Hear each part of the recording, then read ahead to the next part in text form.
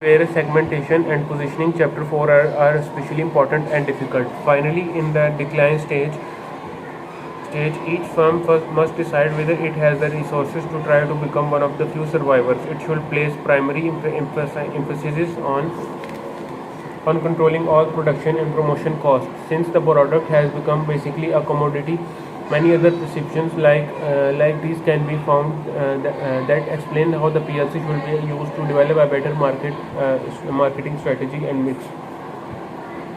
However, some writers caution against relying too much on specific perceptions of this kind in planning the mix. They point out the difficult problem of knowing in advance the exact shape of sales and profit curves for a specific product type. Even if the shape of the curve is known, the duration of each stage can be seldom be predicted with any great degree of certainty because so many factors are at work. Thus, it is very difficult for a market planner to know exactly where a particular product type is situated in its own life cycle and therefore what lies ahead. Every product and every market has its own peculiarities. Effective use of the PLC. While all these points are valid, they do not rule out the PLC as useful planning tools. Perhaps its greatest value is in marketing, making the planner aware that most products and services can be expected to follow some sort of life cycle. This means that they will usually go through a rather slow introduction to a period of rapid growth, to a period of relatively slow growing or stable sales, and to decline that is often long and slow. This knowledge suggests that market planners for most products and services should expect a rather slow introduction and not panic when a product type does not catch on immediately. They should also watch carefully for evidence of market saturation at the end of the growth stage to avoid overproduction by their own company at that time. It also suggests that a company cannot expect profits in the majority stage to stay as high as they were in the growth stage, and that intense competition during the majority stage will require much sharper marketing skills in order to stay profitable. Finally, it suggests that companies be prepared to face the ultimate decline of the product type and to invest continuously in next product types. Rather than spending money for heavy promotion efforts to pump up sales on a short-term basis for old products, profits from the growth stage of the new types will then offset the loss of revenues from the older types that are phasing out.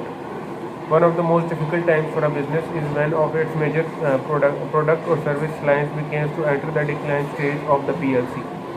There are many examples of consumer products and services that have simply worn out in the past or are now declining very rapidly. Per capita consumption of flour, eggs, milk, beef, and a host of other basic agriculture commodities has declined steadily in recent decades because of competition from other types of foods and beverages in their growth stages, new type of soft drinks, nutritional foods, and juices and fish. Per capita consumption of fresh oranges declined approximately 50% between 1950 and 1970, due primarily to the availability of frozen, concentrated orange juice. This has been an insoluble problem for Sunkist and other growers who get much higher prices for fresh oranges sold in supermarkets. They are now selling more oranges in foreign countries. Pure aspirin's share of the pain reliever market has declined steadily since the mid-1950s.